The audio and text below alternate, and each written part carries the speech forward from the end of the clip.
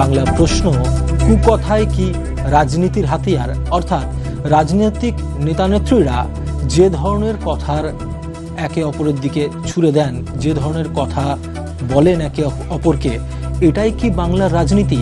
বাংলা কি এই রাজনীতি দেখে এসেছে? আর যদি তা না হয় তাহলে রাজনীতি আজকে কোন তলানিতে এসে ঠেকেছে? এই বিষয়টি নিয়ে কিন্তু কয়েকদিন আগে আমরা একটু আলোচনা করছিলাম, যেখানের মধ্যে কিন্তু আমরা বিভিন্ন নেতাদেরকে, বিভিন্ন মন্ত্রীদেরকে, বিভিন্ন দলের সদস্যদেরকে এই কথাটা জিজ্ঞাসা করেছিলাম যে রাজনীতি আজকে কোন তলানিতে এসে ঠেকেছে। সত্যি কি রাজনীতি করতে করতে নেতা মন্ত্রীরা তাদের বোধ বুদ্ধি সবকিছু হারিয়ে ফেলছেন, যেখানের মধ্যে এই ধরনের কথা বলছেন? এই নিয়ে বাংলা প্রশ্ন, কুকথায় কি রাজনীতির হাতিয়ার?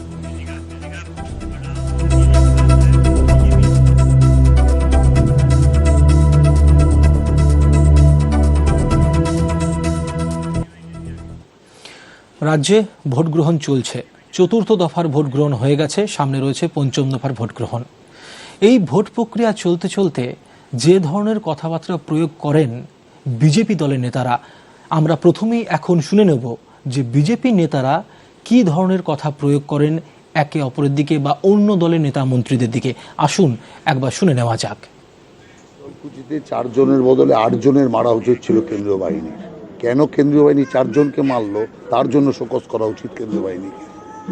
যারা ভোটের লাইনে দাঁড়িয়ে আছে, একটি 18 বছরের ছেলে বিজেপি করে এই অপরাধে গুলি করে প্রকাশ্যে ভোটের লাইনে গুলি চালায়, তাদের নেত্রী হচ্ছে মমতা ব্যানার্জি। যারা কেন্দ্রীয় বাহিনীর দিকে বোম ছুড়ে মানুষকে ভোট দিতে দেবে না, তাদের নেত্রী হচ্ছে মমতা ব্যানার্জি। সেই কারণে মমতা ব্যানার্জির দিন শেষ হয়ে গেছে, আর কিচ্ছু করতে পারবে না। মস্তান রাজ কায়েম করে কোনো রকমভাবে মানুষের গণতান্ত্রিক অধিকার হরণ করার চেষ্টা করছে, যেটা শীতলকুচিতে করেছিল। উপযুক্ত জবাব কেন্দ্রীয় বাহিনী দিয়েছে, আবার যদি কোথাও করে আবার জবাব দেওয়া।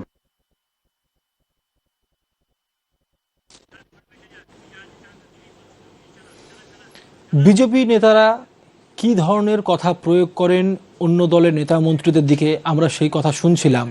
রাহুল সিনহা কিন্তু গতকাল একটি কথা বলেছেন শীতলকুচি নিয়ে। তিনি কি বলেছেন শীতলকুচি নিয়ে আমরা শুনব। আসুন শুনে নেওয়া যাক কি বলেছেন বিজেপি নেতা রাহুল সিনহা। তিনি কিন্তু গতকালই শীতলকুচির ঘটনা নিয়ে কিছু মন্তব্য করেছেন, এবং যে মন্তব্যটা কিন্তু একেবারেই অনভিপ্রেত ছিল বলে মনে করা হচ্ছে। অনেক দলের নেতামন্ত্রী, তথাপি তৃণমূলের জ্যোতিপ্রিয় মল্লিকও কিন্তু এ বিষয়ে কিন্তু প্রতিবাদ জানিয়েছেন। আমরা এখন শুনে নেব বিজেপি নেতা রাহুল সিনহা শীতলকুচির ঘটনা নিয়ে কি বলেছেন। শীতলকুচিতে 4 জনের বদলে 8 জনের মারা উচিত ছিল কেন্দ্রীয় বাহিনীর। কেন কেন্দ্রীয় বাহিনী 4 জনকে মারলো তার জন্য শোকজ করা উচিত কেন্দ্রীয় বাহিনীকে। যারা ভোটের লাইনে দাঁড়িয়ে আছে, একটি 18 বছরের ছেলে বিজেপি করে এই অপরাধে গুলি করে প্রকাশ্যে ভোটের লাইনে গুলি চালায়, তাদের নেত্রী হচ্ছে মমতা ব্যানার্জি। যারা কেন্দ্রীয় বাহিনীর দিকে বোম ছুড়ে মানুষকে ভোট দিতে দেবে না, তাদের নেত্রী হচ্ছে মমতা ব্যানার্জি। সেই কারণে মমতা ব্যানার্জির দিন শেষ হয়ে গেছে, আর কিচ্ছু করতে পারবে না। মস্তান রাজ কায়েম করে কোনো রকমভাবে মানুষের গণতান্ত্রিক অধিকার হরণ করার চেষ্টা করছে, যেটা শীতলকুচিতে করেছিল। উপযুক্ত জবাব কেন্দ্রীয় বাহিনী দিয়েছে, আবার যদি কোথাও করে আবার জবাব দেওয়া। তো কাশ্মীরে শান্তিতে ভোট হতে পারে, পশ্চিমবাংলায় হতে পারে না। এই বাংলাকে আমরা চেয়েছিলাম, যেখানে মায়েরা বোনেরা রাস্তায় বেরোতে পারবে না, মেয়েরা স্কুল কলেজ টিউশন যেতে পারবে না, চিন্তায় থাকবো। মা বোনেরা বাজার হাটে গেলে কেউ আঁচল টানবে, হাত টানবে। কমপ্লেন করলে দিদি বলবেন দুষ্টু ছেলেরা করছে। এত দুষ্টু ছেলে কোথা থেকে এলো? ওই দুষ্টু ছেলেরা কালকে গুলি খেয়েছে কুচবিহারের শীতলকুচিতে। এই দুষ্টু ছেলেরা থাকবে না বাংলায়। সবে শুরু হয়েছে। যারা ভেবেছে সেন্ট্রাল ফোর্স মানে বন্দুকটা দেখাবার জন্য নিয়ে এসছে, তারা বুঝেছে ওর গুলির গরম কিরকম। আর এটা সারা বাংলায় হবে। যদি কেউ আইন হাতে নিতে আসে, তাকে যোগ্য জবাব দেওয়া হবে। পশ্চিমবাংলার মাথা নত করেছেন মমতা ব্যানার্জি এই দুষ্কৃতকারীদের ভোটের মধ্যে নিয়ে এসে গুন্ডাদেরকে, সমাজ বিরোধীদের ইলেকশন করিয়ে তাদেরকে। তো উনি করুন, কারণ উনি মানুষকে প্রভোগ করেছেন। মানুষ এই ধরনের উত্তেজনার মধ্যে গিয়ে তারা প্রাণ হারিয়েছে। এ সমস্ত দায়িত্ব মমতা ব্যানার্জির। উনি মানুষকে মৃত্যুর মুখে ঠেলে দিচ্ছেন। আর ডেড বডি নিয়ে ওনারও রাজনীতি করার ইচ্ছা ছিল, কিন্তু সেই সুযোগটা এবারে উনি পাননি। নির্বাচন কমিশন খুব কড়াকড়িভাবে ওখানে ঢোকা বারণ করে দিয়েছে। সেজন্য উনি ফিরে এসেছেন গিয়ে। তো আমার মনে হয় এই নির্বাচনও যাবে, আর এই মৃত্যুর রাজনীতি, প্রভোকেশনের রাজনীতি, ডেড বডি রাজনীতি সব বন্ধ হয়ে যাবে। উনি এই ধরনের প্রভোকেশন যখন দিচ্ছেন তখন আমরা গিয়ে নির্বাচন কমিশনকে তার ডকুমেন্টস সহ জানাচ্ছি, আর তার জন্য তাকে চিঠিও এসেছে, আপনারা জানেন। এবার উনি কী করবেন সেটা ওনার ব্যাপার। একজন মুখ্যমন্ত্রীর কাছ থেকে আমরা এটা আশা করি না যে তিনি সমাজের মধ্যে এই ধরনের উত্তেজনা ছড়িয়ে রাজনীতিক লাভ নেবেন। তার তো এখানে আইন শৃঙ্খলার দায়িত্ব ছিল, সেই আইন শৃঙ্খলার কী অবস্থা? যেই পুলিশ আজকে ওনার দাবিদারি করছে না, উনি পুলিশকে গালাগালি দিচ্ছেন। তো এই পরিস্থিতিটা তিনি তৈরি করেছেন। আমার মনে হয় মানুষের বোঝা উচিত যে কাকে 10 বছর ওনার মুখ্যমন্ত্রী রেখেছিলেন। এর আগে পুলিশ পার্টির অঙ্গুল হিলনে কাজ করত, আজ পার্টির অঙ্গুল হিলন চলছে না, কিন্তু স্বতন্ত্রভাবে নির্ণয় নিয়ে কাজ করার মতো সে মানসিকতা ওদের এখনও নাই। সেই জন্য বাইরে যে গণ্ডগোল হচ্ছে, যেগুলো পুলিশের দেখার কথা, যেখানে গণ্ডগোল হচ্ছে, ঝুট ঝামেলা হচ্ছে, আক্রমণ হচ্ছে, মৃত্যু, আমাদের পার্টি অফিস ভাঙা ইত্যাদি, এগুলো পুলিশের এখতিয়ারের মধ্যে পড়ে। পুলিশ তো আগেই নিষ্ক্রিয় ছিল, এখনও নিষ্ক্রিয় আছে। তো সেই জন্য বুথ সামলাতে সেন্ট্রাল ফোর্স এসে তারা সেই কাজটা করছেন, মানুষ নির্বিঘ্নে ভোট দিচ্ছেন। কিন্তু সমাজে অশান্তি যেটা হচ্ছে সেটা পুলিশের কাজ। বাংলার পুলিশ এখনও ঠিক করতে পারছে না কোন দিকে যাবে, কী করবে। কেউ বলছেন 4টের বদলে 8টাকে মারা উচিত ছিল, আবার কেউ বলছেন যদি কেউ বাধা দিতে আসে তাহলে এরকম ঘটনা কিন্তু সারা বাংলায় আবার ঘটবে। আরও কিছু কথা বলেছিলেন দিলীপ ঘোষ। তিনি মুখ্যমন্ত্রীর উদ্দেশ্যে কিছু কথা বলেছিলেন। তিনি বলেছিলেন শাড়ি পরে কেন, বারমুডা পরে তো তিনি সভা করতে পারেন, তাহলে পাটা ভালো করে দেখা যাবে। এরকম বহুবারই কথা তিনি বারবার বলেছেন। শুধু তিনি কেন, তার দলের অন্যান্য নেতামন্ত্রীরাও কিন্তু এরকম কথা বলেছেন। তার দলের নেতামন্ত্রীদেরকে ছেড়ে যদি আমি অন্য দলের দিকে যাই, অন্যদিকেও কিন্তু বারংবার এই ধরনের কথাবার্তা উঠে এসেছে, চলে আসছে বামফ্রন্ট আমল থেকে বা তারও আগের থেকে। কখনো শুনি আমরা বিমান বসুর কথা, কখনো শুনি আমরা বিনয় কঙ্গারের কথা, কখনো আমরা শুনি আমরা মহুয়া মৈত্র তৃণমূল নেত্রী এখনকার তার কথা, বা কখনো মুখ্যমন্ত্রী, প্রধানমন্ত্রী তো আছেই। কি রয়েছে কথাগুলি আরেকবার শুনে নিয়ে যাক, আসুন। ব্রিগেড সবাই কি আপনাদের বামফ্রন্টের প্রতিনিধি থাকবে? আমাদের থাকার তো কোনো কথা কখনো হয়নি। যদি আমন্ত্রণ জানাই? আচ্ছা, আমাদের যদি দিয়ে কাজ হয় কোনো? না, মমতা তো বলেছেন যে আমন্ত্রণ জানাবো। যদি বিবাহিত না করা একজন পুরুষের সন্তান হয়, যদি বিবাহিত নয় এমন একজন মহিলার সন্তান হয়, যদি কেন্দ্রীয় নেতৃত্ব সাই দেয় বাঁচতে চাই। না শুনুন, আপনি যা খুশি লিখুন, আপনার কথাবার্তার ঢংটা হচ্ছে আলপিন নিয়ে ঘোরা। আলপিনটা নিজের পাছায় লাগান জান।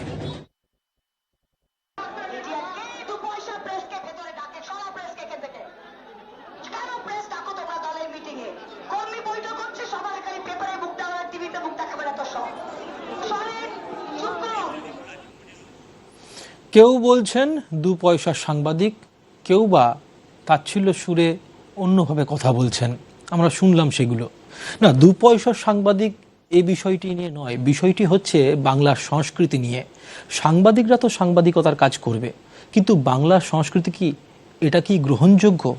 যেখানের মধ্যে নেতা নেত্রীরা যারা কিনা মানুষদেরকে সবসময় ভালো কথা, ভালো সুরে মানুষদেরকে বিভিন্ন প্রতিশ্রুতির কথা বলেন, মানুষদেরকে সুস্থ থাকার কথা বলেন, ভালো থাকার কথা বলেন, ভালো রাখার কথা বলেন, তারাই কিনা একে অপরের প্রতি এই ধরনের মন্তব্য করেন যেগুলো একেবারেই গ্রহণযোগ্য নয়। কখনো কেউ মঞ্চের মধ্যে দাঁড়িয়েছে বলছেন, কখনো কেউ অন্যান্য সোশ্যাল মিডিয়াতে বলছেন। এই কথাগুলোই কিন্তু চলে আসছে এতদিন পর্যন্ত বাংলার এখনকার রাজনীতিতে, এবং এর ফলেই কিন্তু আমাদের আজকের এই অনুষ্ঠান, যে এখন কুকথাই কি বাংলা রাজনীতির হাতিয়ার। সত্যি করেই আমরা যদি দেখি বিভিন্ন ধরনের নেতামন্ত্রী, বিশেষ করে কিছু কিছু নাম যদি আমরা উল্লেখ করি, তারা তো প্রতিনিয়তই বলে চলেছেন, কিন্তু এখন এই বিষয়গুলি নিয়ে কতটা গ্রহণযোগ্য হবে মানুষের কাছে এই সমস্ত নেতামন্ত্রীদের ভাবাদর্শ, এই বিষয়গুলি নিয়ে আমরা আলোচনা করব। এই মুহূর্তে আমাদের সঙ্গে রয়েছেন আমাদের ইন্ডিয়া নিউজ বাংলার ইনপুট এডিটর মনিরুল হোসেন। আমরা বিষয়টি নিয়ে মনিরুলদার সঙ্গে আলোচনা করব। মনিরুলদা, আমরা যে বিষয়টি নিয়ে আজকে আলোচনা করছি, যে কুকথায় কি রাজনীতির হাতিয়ার, এখনকার দিনের নেতামন্ত্রীরা একে অপর, শুধুমাত্র এখনকার দিনের বললে ভুল হবে, এর আগেও হয়েছে এবং বহুবার আমরা দেখে আসছি, কি বামফ্রন্ট আমলে কি বা তার আগে বারংবার আমরা দেখে আসছি। কিন্তু এই যে বারংবার একে অপরের দিকে তীর্যক ভাষা ছুড়ে দেওয়া, কখনো মুখ্যমন্ত্রীর দিকে, কখনো বা অন্যান্য দলের নেতা মন্ত্রীর দিকে, এটা বাংলার রাজনীতিতে কতটা গ্রহণযোগ্য?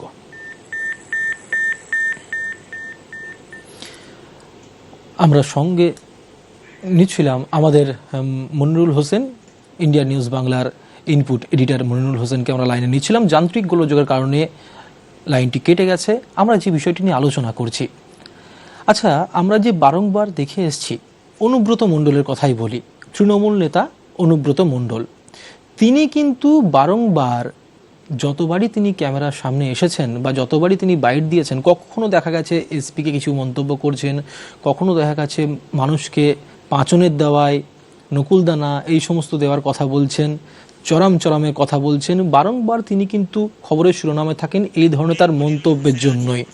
আমরা যেমনটা কথা বলছিলাম, এই মুহূর্তে আবারও আমাদের সঙ্গে আমরা পেয়ে গেছি ইন্ডিয়া নিউজ জয় বাংলার ইনপুট এডিটর মনিরুল হোসেনকে। মনিরুল্লাহ, যে বিষয়টি নিয়ে তোমার সাথে আলোচনা করব বলে তোমার কাছে এলাম, যে কুকথায় কি বাংলা রাজনীতির হাতিয়ার, এটাই কি বাংলার রাজনীতির এখন ভবিষ্যৎ হয়ে দাঁড়িয়েছে, কি বলে মনে হয় তোমার? সত্যি কথা বলতে কি, যে নির্বাচনের ঠিক 4 দফা নির্বাচন হয়েছে, এই 4 দফা নির্বাচনের একেবারে যদি বলে শেষ লগ্নে যেভাবে আমরা দেখলাম যে একটি মৃত্যুর ঘটনাকে কেন্দ্র করে একাধিক মৃত্যু একই জায়গাতে শীতলকুচিতে, একটা বুথের মধ্যে 4 জনের মৃত্যু হয়েছে এবং সিআরপিএফ এর গুলিতে, এবং তার থেকে বেশ কিছু দূরে অন্য একটা বুথে আনন্দ বর্মনের যে মৃত্যু, এই মৃত্যু ঘুরে যেভাবে যে ভাষায় মানে কথা বলা হচ্ছে, যে ভাষায় মৃত্যুর পরেও যেভাবে ভাগাভাগি করা হচ্ছে, সেটা নিঃসন্দেহ কিন্তু যেটা খুব দুর্ভাগ্যজনক। এবং ভোটের ময়দানে এটাকে রাজনীতি শুধু হাতিয়ার করা নয়, রাজনৈতিক অন্যদের উত্তেজিত করার জন্য, নিজের দলীয় কর্মীদের উত্তেজিত করার জন্য যে একটা কুকথার বন্যা চলছে, সেটাও কিন্তু বাংলা সংস্কৃতির একেবারেই পরিপন্থী নয়। আমরা দেখলাম যে শুরুটা করেছিলেন দিলীপ ঘোষ। তিনি বলেছিলেন যে এরকম ঘটতে থাকলে আরো অনেক শীতলকুচির ঘটনা ঘটবে, একদম, যেটা নিয়ে ইতিমধ্যেই নির্বাচন কমিশনের দ্বারস্থ হয়েছে তৃণমূল কংগ্রেস। চারিদিক থেকে নিন্দার ঝড় উঠেছে, তাতেও কিন্তু বিজেপি নেতাদের থামানো যায়নি। দিলীপ ঘোষকে হয়তো টেক্কা দেওয়ার জন্য রাহুল সিনহা, যিনি এখনো পর্যন্ত কোনো নির্বাচনে জয়লাভ করতে পারেননি, অনেকবার ভোটে লড়াই করেছেন কিন্তু নির্বাচনে জয়লাভ করতে পারেননি, তিনি তিনি গত রাতে এই ঘটনাকে অনেক গুণ বাড়ি যদি বলা হয় আরো বেশি খবরের শিরোনামে আসার জন্য তিনি বলেছেন, কেন 4টে, 8টা নয়, কেন 8টা হতে পারত। অর্থাৎ এখানে যদি বলা হয় যে এই যে একটা মানুষের মৃত্যু নিয়েও রাজনৈতিক নেতাদের সামান্যতম মানবিকতা বোধ জেগে উঠছে না, ন্যূনতম যে গুণগুলো থাকা উচিত সেই গুণগুলো তাদের নেই, যারা আগামী দিনে মনে করছেন তারা মানুষের জনদরবারে জনসেবা করবে, মানব সেবায় যারা ব্রতী হবেন। অর্থাৎ আরো হচ্ছে বাকিদের উত্তেজিত করা এবং সিআরপিএফ এর পিছনে দাঁড়িয়ে পড়া। আমরা শুধু তাই নয়, আমরা দেখলাম যে এই ঘটনা নিয়ে যেটা শুরু করেছিলেন গতকালই মুখ্যমন্ত্রী মমতা বন্দ্যোপাধ্যায়, তিনি কথা বলেছিলেন নির্বাচন কমিশন উত্তেজনা কমাতে বা সমস্ত রাজনৈতিক নেতাদের শীতলকুচি এবং গোটা কোচবিহার জেলায় প্রবেশে নিষেধাজ্ঞা জারি করেছিলেন। অমিত শাহ কালকে যেটা শুরু করেছিলেন, তিনি বলেছিলেন সব মৃত্যু হচ্ছে দুঃখজনক, কিন্তু এখানে মৃত্যু নিয়েও কিন্তু তোষণ করা হচ্ছে। কেন আনন্দ রায় বর্মনের এই রাজবংশী যে কিশোরের মৃত্যু নিয়ে তৃণমূল কংগ্রেসের সুপ্রিমো মমতা বন্দ্যোপাধ্যায় চুপ কেন? বাকি 4 জন নিয়ে কথা বলছেন, কিন্তু তিনি 4 জন, বাকি 4 জন কারা তাদের তিনি নাম উল্লেখ করেননি, সেখানে তিনি আনন্দ বর্মনের নাম উল্লেখ করেছিলেন। অর্থাৎ এই যে পুরোপুরি সরাসরি, এবং সেখানে দেশের স্বরাষ্ট্রমন্ত্রী হয়ে তিনি যে বিষয়টি তদন্তের বিষয়ে তিনি বলেননি, প্রধানমন্ত্রীও বলেননি যে এটা আত্মরক্ষার জন্য করতে বাধ্য হয়েছিলেন, এই একেবারে তত্ত্বকে সামনে আনা হয়েছে। একদমই মনিরুল্লাহ, তুমি যেমনটা আমাদেরকে জানাচ্ছ যে এই বিষয় শীতলকুচির বিষয় নিয়ে কিন্তু একে অপরের দিকে তির্যক মন্তব্য এবং সব থেকে নক্কারজনক মন্তব্য নেতামন্ত্রীরা করেছেন। যে বিষয়টি নিয়ে তোমার সাথে আলোচনা করছি আমরা, যে এর আগেও তো আমরা দেখেছি যখন 2011 নির্বাচনের পরে কখনো বেচারাম মান্না বিমান বসুকে বলেছেন, কখনো বিমান বসু মুখ্যমন্ত্রী মমতা বন্দ্যোপাধ্যায়কে বলেছেন। এই পরম্পরা যেটা চলে আসছে, যাকে বলা যায় কুকথার পরম্পরা, এটা তো এখনকার নয়, এর আগেও হয়েছে। তো একটা প্রজন্ম তো একটা প্রজন্মকে দেখে শিখবে, এটাই বলে আমরা জানি। যে কুকথার যে পরম্পরাটা চলে আসছে, এটা কি বাংলার সংস্কৃতি হয়ে দাঁড়িয়েছে? কি মনে হয় তোমার? না দেখো, আমরা দেখছি যে বাংলা সংস্কৃতির রাজনৈতিক সংস্কৃতির অবনমন দীর্ঘদিন ধরেই বেশ কিছুদিন থেকে শুরু হয়েছে, একদমই। এবং সেটা হচ্ছে শুরু হয়েছে যদি বলা হয় তার একটা বড় আকারে আমরা দেখতে পেয়েছিলাম যে নন্দীগ্রাম আন্দোলনের সময়। নন্দীগ্রামের আন্দোলনের সময় যে ভাষায় যদি বলা হয় বিনয় কোঙার বা অনিল বসুরা মন্তব্য করেছিলেন এই যারা আন্দোলনকারী এবং যারা জমি আন্দোলনের সাথে যুক্ত তাদের নিয়ে, যদি পরবর্তীকালে যদি বলা হয় কমিউনিস্ট পার্টি তাদের এই কুকথার জন্য তাদের শাস্তি দেওয়া হয়েছিল এবং তারা সমর্থন করেননি, আমরা দেখেছিলাম। এমনকি আমরা বিমান বসু সম্পর্কে দেখেছিলাম তিনি মমতা বন্দ্যোপাধ্যায় যে ভাষায় কথা বলেছিলেন তাকে কিন্তু মানতে পারেননি অনেকটাই। অর্থাৎ যে বাংলার রাজনীতির ক্ষেত্রে যেভাবে এই কুকথার একটা আমরা দেখছিলাম যে সেটা যে চলে আসছে, সেই ট্র্যাডিশন আবার নতুন করে এলো, কিন্তু সেখানে ট্র্যাডিশন যদি বলা হয় সেই বিষয়টা ছিল আলাদা, সেই কুকথার বিষয়টা ছিল আলাদা। এবারে বিষয়টা হচ্ছে যে রাজনৈতিক ঘটনায় মৃত্যু এবং মৃত্যুর পর সেই মৃত্যু সেখানে মানবতা বা মানবিকতা সমবেদনা জানানোর পরিবর্তে যে ভাষাতে মানে উল্টে আক্রমণ করা হচ্ছে কোনো কিছু না বুঝেই, যাদের মৃত্যু তাদের সরাসরি দুষ্কৃতির কাঠগড়ায় তুলে দেওয়া হচ্ছে, সেটা খুব দুর্ভাগ্যজনক। কারণ এখনো পর্যন্ত যেটা আমরা জানি যে নির্বাচন কমিশনের যে ঠিক কি হয়েছে এই সময় ওয়েবকাস্ট যে ক্যামেরা ছিল যেটা জমা পড়েছে সেখানে এই বিষয়গুলো উঠেই আসে। অর্থাৎ জানাই যায়নি ঠিক এই ঘটনাটা কারা ঘটিয়েছে বলে যেটা বলা হচ্ছে কারা, কিন্তু প্রত্যক্ষদর্শী এখনো পর্যন্ত সেখানকার মানুষের যে বক্তব্য আমাদের প্রতিনিধিরা তুলে ধরছেন বা সমস্ত হাউসই যা তুলে ধরা হচ্ছে, সেখানে বলা হচ্ছে যে 4 জনের মৃত্যু হয়েছে সেই 4 জন কোনোভাবেই এই ঘটনার সঙ্গে যুক্ত ছিল না, তারা ভোটের লাইনে দাঁড়িয়েছিলেন। অর্থাৎ এই যারা ভোটের লাইনে ভোট দিয়ে দাঁড়িয়েছিলেন তাদের যেভাবে ঘটনা ঘটলো, এবং এই বিষয়টা তো আমাদের নয়, রাজনৈতিক নেতা নেত্রীরাও জানেন, কিন্তু তারপরেই যেভাবে এই মৃত্যুটাকে নিয়ে একেবারে এক দলের সরাসরি যে বিরোধিতা না করে যেভাবে বিষয়টাকে ধামাচাপা দেওয়ার চেষ্টা হচ্ছে এবং সেটাকে ভোটের কাজে অস্ত্র হিসেবে ব্যবহার করা হচ্ছে, অর্থাৎ আড়াআড়ি ভোট বিভাজনের চেষ্টা করা হচ্ছে, যে সেটা কিন্তু বাংলার সংস্কৃতি একেবারেই নয়। কিন্তু মনিরুল দা, ঘটনাচক্রে ভোটের এবারে 2021 নির্বাচনে যেন তেন প্রকরণে ক্ষমতা ধরে রাখা বা ক্ষমতার পরিবর্তন করা, এই যে লড়াই শুরু হয়েছে সেই লড়াইয়ে কেউ এতটুকু পিছপা আসতে রাজি নয়। তাই সেক্ষেত্রে আমরা দেখতে পাচ্ছি এই কুকথার বন্যা বইছে, এটা একেবারে খুবই পরিকল্পিত, কারণ এভাবেই ভোট বিভাজন করা যায়। মনিরুল দা, তুমি আমাদের সঙ্গে থাকো, আমরা থাকবো এই বিষয়গুলো নিয়ে। এই মুহূর্তে আমরা আমাদের সঙ্গে পেয়ে গেছি বনগাঁ থেকে আমাদের প্রতিনিধি সোমনাথ মজুমদারকে।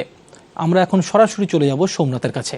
সোমনাথ, আজকে আমরা যে বিষয়টি নিয়ে আলোচনা করছি যে কুকথায় কি রাজনীতির হাতিয়ার, বিধানচন্দ্র রায়ের আমলের রাজনীতি, জ্যোতি বসুর আমলের রাজনীতি এবং তারপর এখনকার সময়ে মুখ্যমন্ত্রী মমতা বন্দ্যোপাধ্যায় বা তার দলের নেতানেত্রী বা প্রধানমন্ত্রী নরেন্দ্র মোদী বা তার দলের নেতানেত্রী, তাদের যে ধরনের কুকথা রাজনীতি চলছে এখন, এই রাজনীতি বাংলার জন্য কতটা গ্রহণযোগ্য এবং বাংলার সংস্কৃতির ক্ষেত্রে কতটা গ্রহণযোগ্য বলে তোমার মনে হচ্ছে? তোমরা তো যাও ফিল্ডের মধ্যে, বিভিন্ন নেতামন্ত্রীদের বক্তৃতা শোনো জনসভা থেকে, তাদেরকে যে বক্তৃতাগুলো তারা দেন তার মধ্যে কতটা যুক্তিগ্রাহ্য কথা থাকে বলে তোমার মনে হয়? দেখো, একদমই যদি বলতে হয় সেটা শুরুতে এরকম বলা যেতেই পারে যে সৌজন্য হারাচ্ছে রাজনীতি। কারণ আমরা যদি অতি সম্প্রতি সময়ে, পেছনের কথা বাদ দিই, অতি সম্প্রতি সময়ে গত 4র্থ দফার নির্বাচনে শীতলকুচিতে যে ঘটনাটি ঘটেছে, গোটা রাজ্যে তথা গোটা দেশে আলোড়ন পড়ে গেছে যে সিআরপিএফ কেন্দ্রীয় বাহিনীর গুলিতে মৃত্যু হয়েছে। বিভিন্ন পক্ষ বিভিন্ন রকম কথা বলছেন। রাজ্যের মমতা বন্দ্যোপাধ্যায় তিনি গণহত্যার আখ্যা দিচ্ছেন। কেন্দ্রীয় স্বরাষ্ট্রমন্ত্রী তিনি রাজ্যে এসে, একটু আগেই মনিরুলদার কথাও শুনছিলাম যে মৃত্যু তো হয়েছে 5 জনের, মৃত্যুটা কোনো মৃত্যুই তো কাঙ্ক্ষিত নয়, কোনো একজনের পক্ষ নেব আর যারা মারা গেলেন তাদের কথা বলবো না, এই যে বিষয়গুলি। এবং এই মৃত্যুর ঘটনার পর থেকে বিজেপির একাধিক নেতা এক এক রকম ভাবে কথা বলছেন। আমরা সায়ন্তন বসুর বক্তব্য শুনেছি, দিলীপ ঘোষের বক্তব্য শুনেছি, এবং গতকাল রাত্রে হাবড়া কেন্দ্রের বিজেপি প্রার্থী রাহুল সিনহা তিনি যে মন্তব্য করেছেন, আমি আরো একবার পরিষ্কার করে বলি, তিনি ঠিক এই কথাটি ব্যবহার করেছেন, শীতলকুচিতে 4 জনের বদলে 8 জনকে মারা উচিত ছিল কেন্দ্রীয় বাহিনীর। কেন 4 জনকে মারলো তার জন্য কেন্দ্রীয় বাহিনীকে শোকজ করা উচিত। আর স্বাভাবিকভাবেই এই ঘটনার পর সাধারণ মানুষ, বিভিন্ন রাজনৈতিক দল, তৃণমূলের পক্ষ থেকেও ওখানে যিনি প্রার্থী হয়েছেন গত 10 বারের বিধায়ক জ্যোতিপ্রিয় মল্লিক, তিনিও প্রতিবাদ করেছেন। তিনিও দাবি করেছেন যে প্রকাশ্যে যদি উনি মাইক্রোফোনে এই ধরনের কথা হাবলাতে দাঁড়িয়ে বলেন, আমরা তার যোগ্য জবাব দেব। স্বাভাবিকভাবেই এই যে পাল্টা মন্তব্য এবং তার পাল্টা, সুতরাং এখানেই তো সৌজন্য হারিয়ে যাচ্ছে। কেউ তো ভাষার বাঁধন রাখতে পারছেন না। তাহলে এগুলো তো বাংলার সংস্কৃতি নয়। বাংলার একদমই তাই। যে রাজনীতি বলো, বাংলার যে সংস্কৃতি বলো, এগুলো কোনোটিই তার পরিপন্থী নয়। স্বাভাবিকভাবে তো আমরা বলতেই পারি যে রাজনীতিতে সৌজন্য হারাচ্ছে রাজনীতি। একদমই সোমনাথ, আমরা যে জিনিসটি তোমার কাছ থেকে আরেকবার জানবো সেটা হচ্ছে যে তুমি তো ফিল্ডের মধ্যে রয়েছো, গ্রাউন্ড জিরোতে।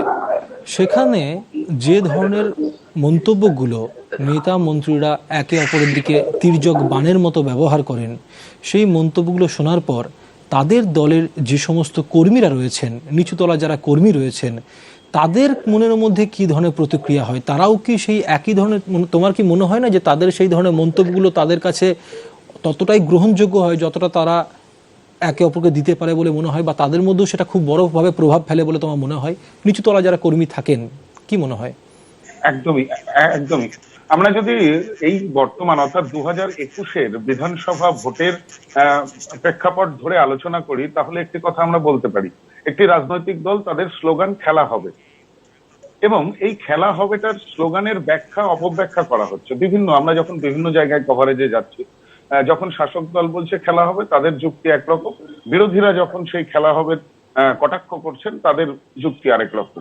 এই শীতলকুচির ঘটনাতে এই যে গুলিতে মৃত্যু হয়েছে, সেই ঘটনার মধ্যেও কিন্তু খেলা হবে কথাটিকে জড়িয়ে দেওয়া হয়েছে বিজেপি নেতাদের পক্ষ থেকে। কি বলা হচ্ছে? যে খেলতে এসেছিল, খেলা হয়েছে, এইরকম খেলা আবারও হবে বা হতে পারে। তাহলে এখানে তো একটা প্রচ্ছন্ন হুমকি দেওয়া হচ্ছে বলে মনে হয়।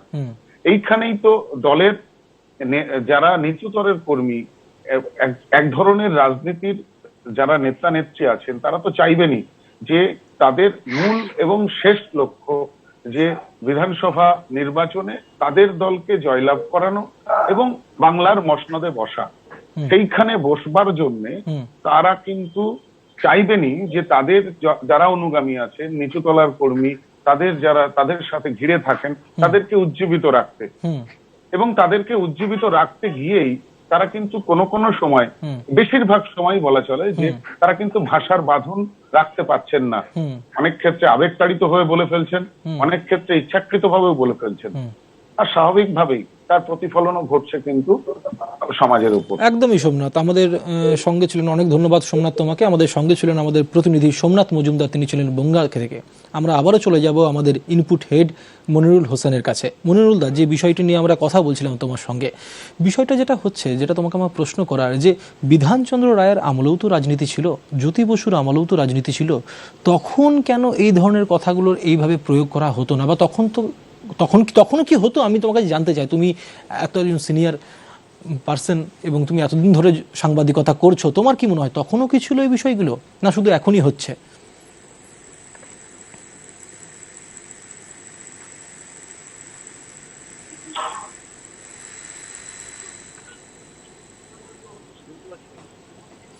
হ্যাঁ মনিরুল দা, আমি তোমাকে যে বিষয়টা জিজ্ঞাসা করেছিলাম, যে বিধানচন্দ্র রায়ের আমলেও তো রাজনীতি ছিল, জ্যোতি বসুর আমলেও তো রাজনীতি ছিল, তাহলে এই কথাগুলো কি তখন ব্যবহার করা হতো না, না এখনই ব্যবহার করা হচ্ছে? তুমি এত বছর ধরে সাংবাদিকতা করছো, তোমার কি মনে হয় এটা কি এখন না তখনও ছিল এটা?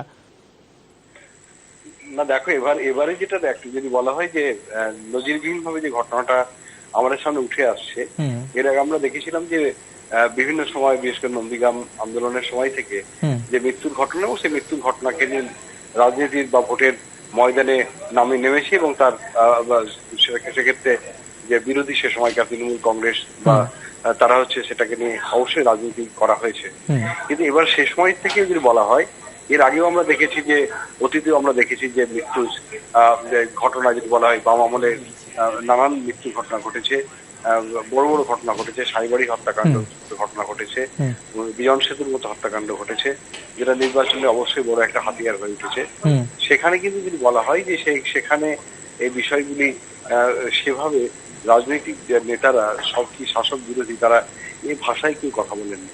মানে সেই সময় এই ধরনের কুকথা ছিল না, কিন্তু এখন ইদানিং যেটা খুব সবথেকে যেটা খুব দুশ্চিন্তার কারণে উঠছে, সেটা হচ্ছে যে ভাষায় কথাগুলো বলা হচ্ছে এবং নির্বাচনের মধ্যে নির্বাচন প্রক্রিয়া চলছে, সেই নির্বাচন প্রক্রিয়ার মধ্যে 4 জনের দুর্ভাগ্যজনক ভাবে সিআরপিএফ গুলিকে তাদের মৃত্যু, এবং সেই মৃত্যুর নিয়ে যে চাপানুতরটা চলছে সেটা কিন্তু যদি বলা হয় বাংলার রাজনৈতিক সংস্কৃতিতে তো খাপ তো খাই না। এবং এই ধরনের সরাসরি এই ধরনের যদি বলে লাশের রাজনীতি, লাশ নিয়ে টানাটানি, লাশকে কোন জাতের লাশ অর্থাৎ কোন ধর্মের সে বিলংস করে তাকে মানুষ হিসেবে না ভেবে ধর্মের একটা যদি বলা হয় তাকে তার গণ্ডির মধ্যে বেঁধে রেখে এবং সেটাকে বলা হচ্ছে যে ভোটের জন্যই তাকে শাসক এবং বিরোধী দুপক্ষ তারা যেটাকে নিয়ে নেমেছে, সেটা নিঃসন্দেহে ভাবা যায় না। বিশেষ করে দিলীপ কারো কোনো অনুতাপ পর্যন্ত নেই, কিন্তু বলার পরে যে একদমই তাই, আমরা নির্বাচনের বক্তব্যের মাঝে কোনো বেফাস হয়তো মন্তব্য করে ফেলেছেন, পরে তাদের একটা অনুতাপ দেখা যায়, তারা সংশোধন করেন যে না এই ভাষাটা ব্যবহার করা আমাদের ঠিক হয়নি বা সঠিক হয়নি। সেখানে তো তারা সেটা করছেনই না, উল্টে দেখা যাচ্ছে এবং দলগুলি রাজনৈতিক তাদের যে যদি বলা হয় যে দিলীপ ঘোষকে সতর্ক পর্যন্ত করলো না, যে কেন্দ্রীয় নেতৃত্ব বিজেপি সতর্ক তো করলো না, তা সেক্ষেত্রে আরো উৎসাহিত হয়ে দ্বিগুণ মাত্রায় রাহুল সিনহা তিনি নেমে গেলেন যে না 4 জনের জায়গায় 8 জনের মৃত্যু হওয়া দরকার ছিল, এবং কেউ কোনো সমবেদনা জানাচ্ছে না। এটাই একটা সব থেকে, এবং কোনো কেন্দ্রীয় নেতৃত্ব সেখানে তাদের লাগাম পর্যন্ত পড়াচ্ছে না। এই যে অর্থাৎ সেটাকে একটা পরোক্ষে যে উৎসাহ দেয়া, এই উৎসাহের যে যদি বলা হয় ভোটের জন্য উৎসাহ দেয়া, মৃত্যু নিয়ে রাজনীতি করা, সেটা অর্থাৎ আগামী যে 4টে পর্বের নির্বাচন আছে সেই ভোটটাকে কি করে পোলারাইজড করা যায়, সেখানে তার একটা চূড়ান্ত যদি মাত্রায় নিয়ে যায় এবং রাজনীতির অঙ্কের জন্য, রাজনীতির জ্যামিতির জন্য, রাজনীতির যদি বলা হয় অঙ্কের জন্য যেভাবে এক মানুষের সাধারণ মানুষের যারা ভোটের লাইনে দাঁড়িয়ে তাদের মৃত্যু হয়েছে তাদেরকেও কিভাবে রাজনীতির দাবার বুড়ে হিসেবে করা হচ্ছে, লাশ নিয়ে যেভাবে বিভাজন করা হচ্ছে, এটা বাংলা রাজনীতিতে এটা এর থেকে নিকৃষ্ট উদাহরণ দেওয়া বাংলা রাজনীতিতে একজন দলের নেতা তথাপি বিজেপির রাজ্য সভাপতি তিনি বাংলার মুখ্যমন্ত্রীকে বলছেন আপনি শাড়ি ছেড়ে বারমুডা পরুন। কি বলবে মনিরুল দা এই ধরনের মন্তব্য একটা দলের ক্ষেত্রে কতটা গ্রহণযোগ্য, কতটা মানানসই বলে মনে হয়? কিন্তু যদি বলা হয় যে তার ফলেও কিন্তু তিনি আমার যেটা যে বিষয়টা তার ফলেও তো অনুশোচনা নেই, সেটাকে স্বীকার করা ঠিক হচ্ছে না, যে বড় বড় গলায় বলার চেষ্টা করা হচ্ছে এটাই ঠিক, এবং তিনি বলে মানে সঠিক কাজই করেছেন। এটা কিন্তু আমরা আগে বাংলা রাজনীতিতে আমরা কিন্তু আগে দেখিনি, এবং সেক্ষেত্রে কোনো হেলদোল পর্যন্ত নেই। নারীদের প্রতি যে সম্মান করতে হয় সেই যে বিষয়টি, সেই জাগরণটাও আমরা দেখতে পাচ্ছি না, বরং তোল্লাই দেওয়া হচ্ছে পুরো বিষয়টি। তো আমরা দেখি একেবারে তৃণমূল কংগ্রেসের অনেক নেতা দেখেছি, তৃণমূল নেত্রীকে দেখেছি যে ভাষায় তিনি সিআরপিএফ কে আক্রমণ করেছেন সেটা কোনোভাবেই সমর্থনযোগ্য নয়। তিনি বলছেন যে মেয়েরা তাদের ঘিরে ফেলুক, এটা কোনো একটা দেশের একটা বাহিনীকে তিনিও কিন্তু বলতে পারেন না। আজকে যে ঘটনা ঘটেছে, যে সিআরপিএফ যে আক্রমণ হয়েছে তার দায় কিন্তু তাকেও নিতে হবে। তিনি একেবারে তিনি বলেন ধোয়া তুলসী পাতা বলা যেতে পারে না। তিনি বলেছিলেন যে এভাবে যেভাবে ঘেরাও করার যে তিনি কথা বলেছিলেন তারই তো হতে পারে তার ফল একটা আমরা পেয়েছি। সেক্ষেত্রে মুখ্যমন্ত্রী হিসেবে তিনি একজন তৃণমূল নেত্রী হিসেবে, দায়িত্বশীল রাজ্যের সর্বময় কর্তা হিসেবে তিনি যে ভূমিকা পালন করেছেন সেটাকে কোনোভাবে সমর্থন করা যায় না। সেটা যে সেই সমর্থন করার পাশাপাশি তারপরে যে ঘটনা ঘটলো সেই ঘটনা নিয়ে আমরা তুমি আমাদের সঙ্গে থাকো মনিরুল দা, তুমি আমাদের সঙ্গে থাকো। এই মুহূর্তে কিন্তু আমাদের সঙ্গে রয়েছেন সমাজকর্মী মিরাতুল নাহার, আমরা তার কাছে চলে যাচ্ছি। মিরাতুল বাবু, এই যে বিষয় যেটা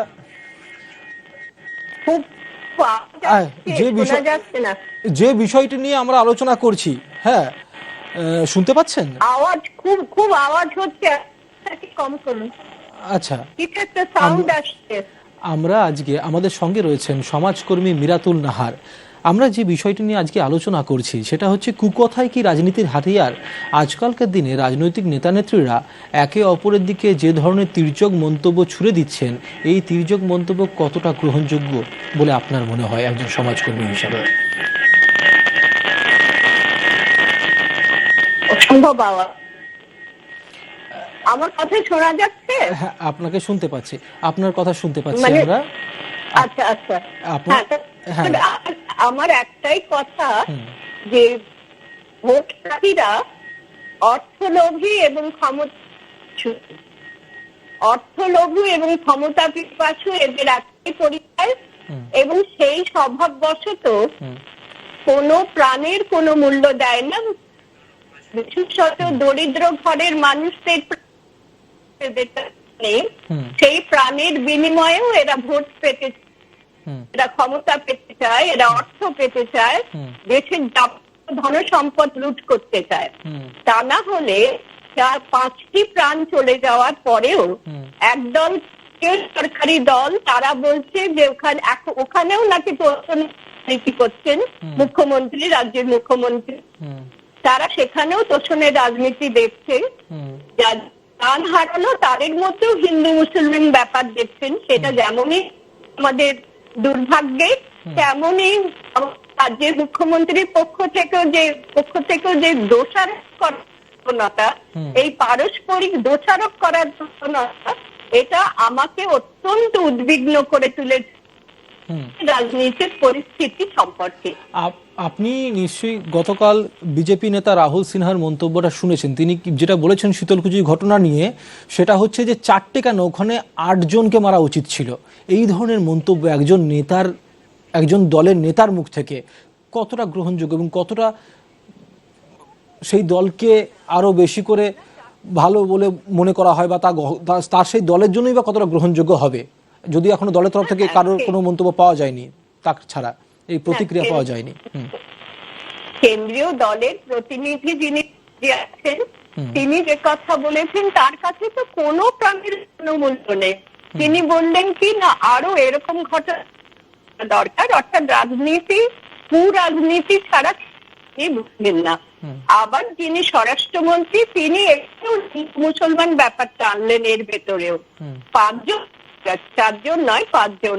এবং যেহেতু আমাদের রাজ্য সরকারের কিছু সমর্থক ছিলেন, 5ম জন যে প্রথম ভোটার, তিনি বোধহয় সমর্থক ছিলেন, সেখানেও তারা তার কিছুমাত্র দরদ নেই, সেখানেও তারা ক্ষমতা পাওয়ার জন্য যে যার মতো রাজনীতি করে যাচ্ছেন। কেন্দ্রীয় দলের পক্ষে এইরকম রাজনীতি করা খুবই দুর্ভাগ্যের। কিন্তু মুশকিল সরকারের ব্যর্থতাটাও তো আমরা মেনে নিতে পারছি না। আপনার কি মনে হয় যে এই ধরনের মন্তব্য, যে কোনো দলের নেতা মন্ত্রীদের করা এই ধরনের মন্তব্য সাধারণ মানুষের উপর কতটা প্রভাব ফেলে? দেখুন, আমাদের দেশে 85% সাধারণ তারা খেতে পান না, তাদের রুজি রোজগার নেই, তারা অত্যন্ত অসহায় মানুষ, তাদেরকে ভিন্ন রাজ্যে গিয়ে কর্মসংস্থান খুঁজে পেতে হয়, এবং আমাদের দেশের বহু এরকমই। তো তাদের প্রাণের জন্য এদের কারো প্রাণে কোনো মায়া মমতা নেই। সাধারণ এরা যে ডাকে খাওয়া পেলে এরা চলে যান, এদের এতটাই অসহায় অবস্থা। একদমই। অনেক ধন্যবাদ। আমাদের সঙ্গে ছিলেন সমাজকর্মী মিরাতুল নাহার। আপনাকে অনেক ধন্যবাদ ইন্ডিয়া নিউজ জয় বাংলার পক্ষ থেকে। আমরা যে বিষয়টি নিয়ে আলোচনা করছিলাম সেটা হচ্ছে কুকথায় কি রাজনীতির হাতিয়ার। যেমনটা জানালেন আমাদেরকে সমাজকর্মী মিরাতুল নাহার, যে এই ধরনের মন্তব্য কিন্তু কখনোই সমাজের ক্ষেত্রে বা যে কোনো দলের ক্ষেত্রেও একেবারেই গ্রহণযোগ্য নয়। একদমই, আমরাও তাই বলছি। কিন্তু শুধুমাত্র কি বিজেপি, তৃণমূলেরও তো রয়েছে, বিশেষ করে এমন কিছু নেতামন্ত্রী যাদের নাম বিতর্কিত মন্তব্যের জন্য বারংবার খবরের শিরোনামে আছে। তেমনই একজন হলেন বোলপুরের অনুব্রত মণ্ডল, তৃণমূল নেতা অনুব্রত মণ্ডল। তিনি কি বলেন বা কি বলেছেন, আসুন এক নজরে শুনে নেওয়া যাক। আজকে উন্নয়নের সঙ্গে মানুষ জড়ো হয়েছে। গ্রামগঞ্জে মানুষরা অস্ত্র লাগে, কাটারি থাকে, বটি থাকে, শান দিতে হয়, কিন্তু গ্রামগঞ্জে সানের মেশিন নাই, সান দিতে টাউনে আসে। সান দিতে 100 বার। গ্রামে তো সানদার মেশিন নাই, তাই টাউনে সান দিতে হয় মোটরসাইকেল করে। 100 বার। তো মোটরসাইকেলতে আসতে হবে গ্রাম থেকে। তৃণমূলের ফ্ল্যাগ না না, তৃণমূলে তারা সমর্থন হতেই পারে, তারা আনন্দে আসছে। কোথায় বিজেপি সিপিএম আসুক, আমি ফাইল করতে দেবো। আসুক, আপিল করুক, আপনাকে আপিল করে। এটাও বোকা বলেই বলেছে, দোষ নাই। ইউপির মাল না কোথাকার মাল? ও কোন একটা এসপি হতে গেলে আইপিএস পড়তে হয়। একটা এসপি মনে করলে মুখ্যমন্ত্রী হতে পারে, একটা পার্টির লিডার কোনদিন এসপি হতে পারে না। এসপির চেয়ারে আলাদা দাম আছে, আইপিএস চেয়ার ওটা মানুষ সম্মান করে। ও মূর্খ বলে এসব আজে বাজে কথা বলছে।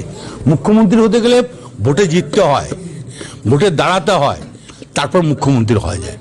বোকা লোক, পাগল ছাগল লোক, কথা বলতে পারে, কথা আটকে যায়, ম্যায় ম্যায় ম্যায় ম্যায় করে, গায়ে গায়ে গায়ে গায়ে করে। মনোরম 7টা পর্যন্ত টাইম দেওয়ার, 9টা পর্যন্ত আমি ঢুকে যাবো। একজনের বাড়ি ঘর রাখবো না, চুরমার করে দেবো। আর যাদের জায়গায় মোটরসাইকেল আছে নিয়ে আসুন, ইউসুফ থেকে এক ধার থেকে অ্যারেস্ট করুন, যারা মেরেছে, যারা মোটরসাইকেল আছে আমরা দেখছি, ইমিডিয়েটলি অ্যারেস্ট করুন। কোনো কাহিনী শুনবো না, না 9টার ভেতরে বাড়ি ঘর ভেঙে আমি চালিয়ে দেবো। কেন এখানে উন্নয়ন হচ্ছে। আর কোন মান্নান হোসেন জানি না, কোন মান্নান আব্দুল ফাবদুল জানি না, কে সিপিএম এর বড় লিডার জানি না, মেরে হাত পা ভেঙে দেবো। এই ব্যাপারে ইন্টারফেয়ার করি নাই, করবো না। আর যদি কিন্তু সন্ধ্যার ভেতরে যদি অ্যারেস্ট না হয়, আমি কিন্তু অন্য ঘটনা ঘটিয়ে দেবো। বল, কিছু বলবি? ওদের জন্য নকুলদানা থাকবে। কর্মীরা কিভাবে ভোট করবে? আরামসে ভোট করবে, যেভাবে মানুষ ভোট চায় সেইভাবেই ভোট করবে। ও ও ও একটা বাজে লোক, ওর মুখটাই কেমন বেকা বাড়া, ভাল লাগে লোক। এবার আসুন এক নজরে শুনে নেওয়া যাক কয়েকদিন আগেই বিজেপি নেতা সায়ন্তন বসু কি বলেছিলেন। পার্টি আমাকে প্রার্থী করতে চেয়েছে, পার্টি আমাকে শেষ দিন পর্যন্ত আমাকে বলেছিল প্রার্থী হওয়ার জন্য। আমাদের একটা প্রপোজাল ছিল যে আমরা যদি সবাই প্রার্থী হয়ে যাই তাহলে ভোটটা কে করাবে। পার্টি কিন্তু কখনোই বলেনি সায়ন্তন বসুকে প্রার্থী করা হবে না, আমি কিন্তু সামনেই বলছি। তখন আমি শুধু ধূপগুড়ির কথা বলবো না, আমি সারা রাজ্যটাই বলেছি। এমনি সাংগঠনিক বৈঠক করছি, এমনি বাড়ি বাড়ি গেছি, মিছিল করেছি, মিটিং করেছি, ক্যামেরার সামনে করেছি, ক্যামেরার আড়ালে করেছি।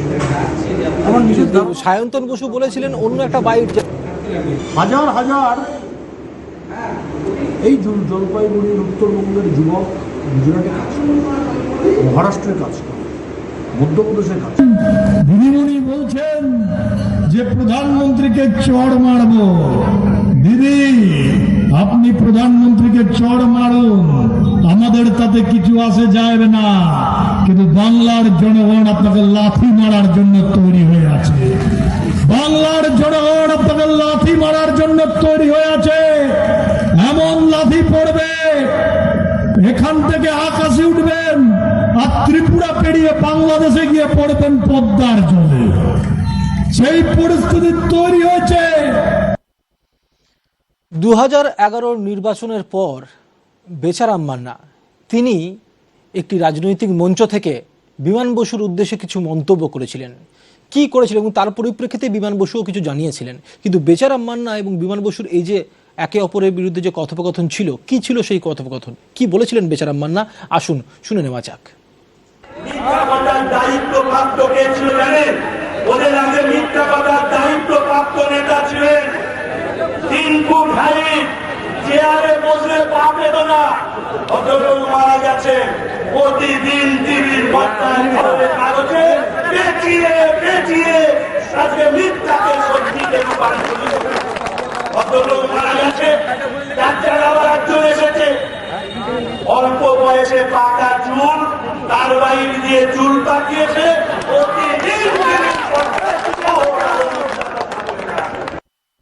I don't like to pass any comment on what Mr. Gacharam Manna has passed. He's a very big man and a very small in size and in position, so he can pass any comment. I've got no passing comment on what he commented. কখনো কেউ বলছেন মুখ্যমন্ত্রীকে বাংলার জনগণ লাথি মেরে বাইরে ফেলে দেবে, আবার কখনো কেউ কাউকে 4 ফুটের মানুষ বলছেন। না, এটা এখনকার সময় নয়, এখন থেকে আগেও এই জিনিসটা হয়েছে, জানি না আমরা পরে আর হবে কিনা। কিন্তু যে পরম্পরা, যে একে অপরের বিরুদ্ধে তির্যক মন্তব্য দিনের পর দিন ধরে চলে আসছে, সেটাই কি রাজনীতির ভবিষ্যৎ?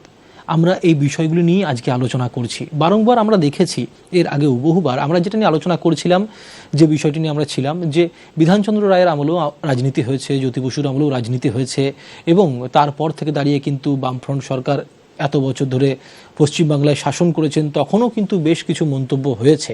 তারপর তৃণমূল সরকার ক্ষমতায় এলেন 2011-তে, তৃণমূল সরকার ক্ষমতায় আসার পর এখন 2021, এই যে সময় ধরে একে অপরের বিরুদ্ধে যে তির্যক মন্তব্য বারংবার আমরা দেখে এসেছি, শুধুমাত্র নেতা মন্ত্রীদের একে অপরের বিরুদ্ধে মন্তব্য নয়, এই মন্তব্যের মধ্যে কিন্তু বারংবার মিডিয়াকেও পড়তে হয়েছে। কখনো কখনো কিন্তু মিডিয়াকে এটাও শুনতে হয়েছে যে সাংবাদিকরা নাকি 2 পয়সার সাংবাদিক, এটি শুনতে হয়েছে। কিন্তু আমরা আজকে যে বিষয়টি নিয়ে আলোচনা করছি, এই যে একে অপরের বিরুদ্ধে কুকথা, বারংবার যে তির্যক মন্তব্য, এই মন্তব্যের জন্য কিন্তু নিচু তলার কর্মীদেরকেও কিন্তু অনেকটা ভোগ করতে হয়, অনেক কিছু, অনেক দুর্ভোগ করতে হয়। যেমন ধরুন, কোনো একটি বিশেষ রাজনৈতিক দলের নেতা তার বিপক্ষ কোনো রাজনৈতিক দলের কোনো নেত্রীকে বা নেতাকে কোনো কিছু মন্তব্য করলেন, যে মন্তব্যটা কিন্তু নিচু দলের নেতাকর্মীদের পছন্দ হলো না, তারা কিন্তু সেই বিপক্ষ দলের কোনো অন্য কর্মীর ওপর তাদের সেই নেতার মন্তব্যের পরিপ্রেক্ষিতে ঝাঁপিয়ে পড়ে, যার ফলে কি হয়, বিভিন্ন গ্রামে, বিভিন্ন জায়গার মধ্যে, বিভিন্ন ব্লকে ব্লকে প্রচুর ঝামেলা, প্রচুর অশান্তির খবর আমরা পাই। রাজনৈতিক নেতারা কিন্তু তাদের রাজনৈতিক মঞ্চ থেকে দাঁড়িয়ে তাদের মন্তব্যগুলো করে দেন, সেটা নিয়ে মিডিয়া খবর করে, সাংবাদিকরা সেটা নিয়ে খবর করে, বারংবার সেটা নিয়ে বহু প্রতিক্রিয়া জানার চেষ্টা করা হয়। কখনো কখনো রাজনৈতিক নেতা মন্ত্রীরাও কিন্তু একে অপরের বিরুদ্ধে সেই প্রতিক্রিয়াগুলো দেন। কখনো কখনো দলের নেতা মন্ত্রীদের এহেন তির্যক বা এহেন কুরুচিকর মন্তব্যের জন্য দলের তরফ থেকে বহুবার কিন্তু ক্ষমা চাওয়া হয়েছে, এর আগে আমরা দেখেছি। কিন্তু এই যে ধরনের মন্তব্য, যেখানের মধ্যে সরাসরি বলা হচ্ছে, যে শীতলকুচির ঘটনাটা নিয়েই বলি, যে যেখানের মধ্যে বলা হচ্ছে যে 4 জন কেন 8 জনকে গুলি করে মারা উচিত ছিল, যেখানে নির্বাচন কমিশন মুখ্যমন্ত্রীকে সেখানের মধ্যে প্রবেশ করতে দিচ্ছেন না, বলা হচ্ছে যদি কোনো নেতা মন্ত্রী সেখানের মধ্যে পৌঁছান তাহলে নাকি একটা বিরাট রকম অশান্তি হওয়ার সম্ভাবনা থাকে, সেই পরিস্থিতির মধ্যে দাঁড়িয়ে কোনো নেতার এই ধরনের মন্তব্য, 4 জন কেন 8 জনকে গুলি করে মারা উচিত ছিল।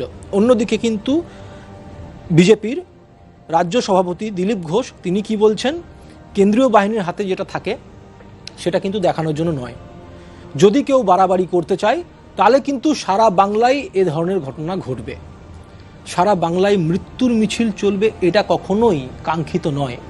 কিন্তু সারা বাংলার মধ্যে আমরা যেটা বারংবার বলে এসেছি বা আগামী দিনেও যেটা বারংবার চাইছি, যে শান্তিপূর্ণভাবে নির্বাচন হোক, মানুষ সুস্থ থাকুক, কারণ ভোটের লাইনে কিন্তু যারা দাঁড়িয়ে থাকে তারা কিন্তু আমার আপনার মতো সাধারণ মানুষ, তাদেরও কিন্তু বাঁচার অধিকার আছে।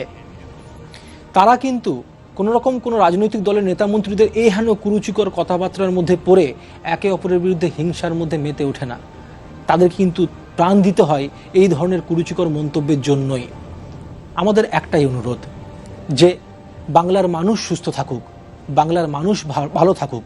যে রাজনীতি বারংবার কুরুচির পর্যায়ে চলে এসেছে, সেই কুরুচিকর রাজনীতি থেকে বেরিয়ে মানুষ বা রাজনৈতিক নেতামন্ত্রীরা তাদের মুখের মধ্যে একটু লাগাম পরাক।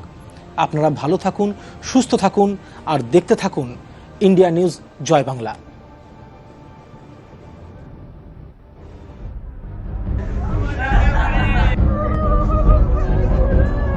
সেই সেন্ট্রাল ফোর্সে যারা মারতে গেছে, বন্দুক চিনে নিয়ে গেছে, তারা যোগ্য শাস্তি পেয়েছে, আর এর জন্য পুরোপুরি মমতা ব্যানার্জি। শীতলকুচিতে 4 জনের বদলে 8 জনের মারা উচিত ছিল কেন্দ্রীয় বাহিনী। কেন কেন্দ্রীয় বাহিনী 4 জনকে মারলো, তার জন্য শোকজ করা উচিত কেন্দ্রীয় বাহিনী।